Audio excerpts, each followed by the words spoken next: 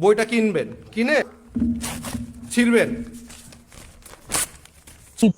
শরীফ শরীফার গল্প কি বুঝতে পেরেছো? আমি এগুলো কিছুই বুঝিনি। আসলে শব্দটা ট্রান্সজেন্ডার নয়, সেটা থার্ড জেন্ডার অর্থাৎ তৃতীয় লিঙ্গ। সেটা তো আইনত। আসসালামু আলাইকুম সবাইকে, নতুন আরেকটি ভিডিওতে সবাইকে স্বাগতম। সপ্তম শ্রেণীর পাঠ্য বইয়ে শরীফ থেকে শরীফা হয়ে ওঠার গল্প নিয়ে উত্তাল সারা দেশ এবং সোশ্যাল মিডিয়া প্ল্যাটফর্মগুলো। বইয়ের পাতা ছিঁড়ে এক শিক্ষকের প্রতিবাদ এবং তার বরখাস্ত হওয়ার ঘটনায় রেশ ছড়িয়ে পড়েছে সারা দেশে। এই শরীফ থেকে শরীফা হওয়ার গল্প নিয়ে শিক্ষামন্ত্রীর বক্তব্য সহ আরও জানা অজানা অনেক কিছুই থাকছে আজকের এই ভিডিওতে। তাই ভিডিওটি না টেনে সম্পূর্ণ দেখার অনুরোধ রইল। পুরো বিষয়টি আপনার কাছে পরিষ্কার করে দেব আমি। চলুন মূল ভিডিওতে যাওয়া যাক। আমি আশা করি আপনারা কম বেশি সবাই গল্পটি জানেন, তাও আপনাদের বোঝানোর স্বার্থে গল্পের সারাংশটি আপনাদের সামনে তুলে ধরছি।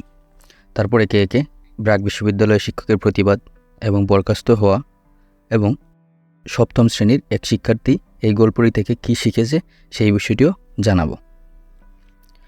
সপ্তম শ্রেণীর ইতিহাস ও সামাজিক বিজ্ঞান বইয়ের 32 থেকে 48 পৃষ্ঠায় মানুষ মানুষের সাদৃশ্য ভিন্নতা চ্যাপ্টারে শরীফার গল্পের সারাংশ হচ্ছে শরীফ থেকে শরীফা হওয়া।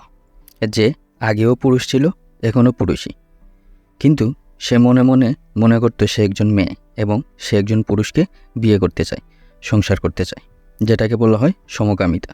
আর আমরা সবাই অবগত আছি যে সমকামিতা আমাদের দেশে নিষিদ্ধ। আর এই সমকামিতার প্রতিবাদ করতে গিয়ে বরখাস্ত হয়েছেন ব্র্যাক ইউনিভার্সিটির ফিলোসফির খণ্ডকালীন শিক্ষক আসিফ মাহতাব। আসিফ মাহতাব জাতীয় শিক্ষা ফোরামের এক সেমিনারে সকলের সামনে বইয়ের 2টি পৃষ্ঠা ছিঁড়ে সমকামিতার বিরুদ্ধে প্রতিবাদ জানান। তিনি সেমিনারে থাকা সকলের উদ্দেশ্যে বলেন, আপনারা লাইব্রেরিতে যাবেন, 80 টাকা দিয়ে বইটি কিনবেন এবং শরীফ শরীফা গল্প যে 2 পৃষ্ঠার মধ্যে আছে সেই পৃষ্ঠাগুলো ছিঁড়বেন এবং দোকানদারকে বইটি আবার ফেরত দেবেন। ফেরত দেওয়ার সময় বলবেন বইটি যেন অর্ধেক টাকায় বিক্রি করেন, যাতে করে মানুষ সচেতন হয়। তিনি ওই শিক্ষক ফোরামের সেমিনারে আরও অনেক কিছুই বলেন। তিনি বলেন, বাংলাদেশে একটা জিনিস প্রচারিত হচ্ছে যেটা দেশের মানুষ জানেই না। একটা আইন পাস হতে যাচ্ছে। আইনটি এরকম যে যদি কেউ স্বেচ্ছায় নিজেকে সমকামী দাবি করে তাকে স্বীকৃতি দেওয়া হবে, আর তার বিরুদ্ধে কিছু বললে নাকি 1 বছরের জেল এবং 50,000 টাকা জরিমানা করা হবে। আপনি একবার ভাবুন তো, এই আইন হলে আপনারা কি মেনে নেবেন? আপনাদের বিবেকের কাছে প্রশ্নটা রেখে গেলাম। তিনি আরও বলেন, হয়তোবা এই গল্পটাই বাংলাদেশের সমকামিতার পর্বটা শুরু করতে পারে। ছেলেমেয়েরা যেভাবে এই গল্পটা নিয়ে মজামাস্তিতে মেতেছে, এই মজামাস্তি একদিন কাল হয়ে দাঁড়াবে। একসময় তাদের মনেও ওই জিনিসটা আসবে যে সমকামিতা কী এবং কীভাবে সমকামী হওয়া যায়। তারপর আস্তে আস্তে সমগ্র জাতি সমকামিতায় লিপ্ত হয়ে যাবে, এখন যেভাবে ইউরোপের দেশগুলোতে কিংবা আমেরিকাতে দেখা যায়। আর মনোবিজ্ঞানও তাই বলে। মনোবিজ্ঞান বলে, আপনি যখন একটা বিষয় মাথায় নিয়ে বসে থাকবেন, ওই বিষয়টা আপনাকে একদিন না একদিন বশ করবেই। তিনি আরও বলেন, যদি দেশে এই আইন পাশ হয় তাহলে দেশে দর্শন আরও বেড়ে যাবে। দর্শকরা শাস্তি পাবে না, কারণ যখনই তাকে আইনের আওতায় আনা হবে তখন সে নিজেকে সমকামী দাবি করবে।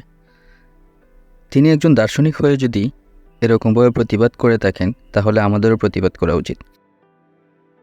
আসিফ মাহতাব সাহেবের সাথে সবারই থাকা উচিত, যেভাবে ব্র্যাক ইউনিভার্সিটির সকল শিক্ষার্থীরা ওনার পক্ষ থেকে প্রতিবাদ করতেছেন। ওনাকে বরখাস্ত করে দেওয়ার পরে যেভাবে ছাত্রছাত্রীরা মাঠে নেমেছে, এভাবে সবারই প্রতিবাদ করা উচিত। আমি সরকারের বিরোধিতা করছি না, বরং ধর্মীয় দিক থেকে প্রতিবাদ করার জন্য বলেছি। এবার চলুন জেনে আসি শিক্ষামন্ত্রী এই বিষয় নিয়ে কী বলেছেন, এবং সবার শেষে সপ্তম শ্রেণীর এক ছাত্রের কাছ থেকে জানব আসলে সে কী শিখেছে এই গল্প থেকে। নতুন শিক্ষামন্ত্রী বলেন, বিতর্ক থাকলে পরিবর্তন আনা যেতে পারে, তবে ধর্মকে ব্যবহার করে একটি গোষ্ঠীর মধ্যে অস্থিতিশীলতা তৈরির চেষ্টা মোটেও কাম্য নয়। তিনি আরও বলেন, যদি এমনভাবেই গল্পটা উপস্থাপনা করা হয়ে থাকে যেখানে বিতর্ক বা বিভ্রান্তি সৃষ্টির পরিবেশ গড়ে তোলে, তাহলে গল্পের উপস্থাপনার পদ্ধতিটা পরিবর্তন করা যায় কিনা সেই বিষয় নিয়ে বিশেষজ্ঞগণের সাথে আলোচনা করব। তিনি বলেন, বইতে ট্রান্সজেন্ডার বা সমকামিতা বলে যে শব্দটা লেখা হয়েছে সেটা আসলে ট্রান্সজেন্ডার না হয়ে থার্ড জেন্ডার হবে, অর্থাৎ সমকামিতা না হয়ে তৃতীয় লিঙ্গ হবে। এবার চলুন জেনে আসি সপ্তম শ্রেণীর শিক্ষার্থী কী বলেছে। এক ভাই একটি ভিডিও ক্লিপে একজন সপ্তম শ্রেণীর ছাত্রকে সামনে এনে জিজ্ঞেস করেন যে, তুমি এই গল্পটা থেকে কী বুঝতে পেরেছ? জবাবে ফারহান নামের ছাত্রটি কী বলল, আপনারাই শুনুন। ফারহান, তুমি কোন ক্লাসে পড়ো? 7-এ। ক্লাস 7-এ পড়ো। তুমি এই শরীফার গল্প কি বুঝতে পেরেছো? আমি এগুলো কিছুই বুঝিনি। তোমার কাছে কি এটা অন্যরকম মনে হয়েছে? এটা আমার কাছে নতুন। একেবারে নতুন এক্সপেরিয়েন্স। ধন্যবাদ। ধন্যবাদ সবাইকে আমাদের সাথে থাকার জন্য।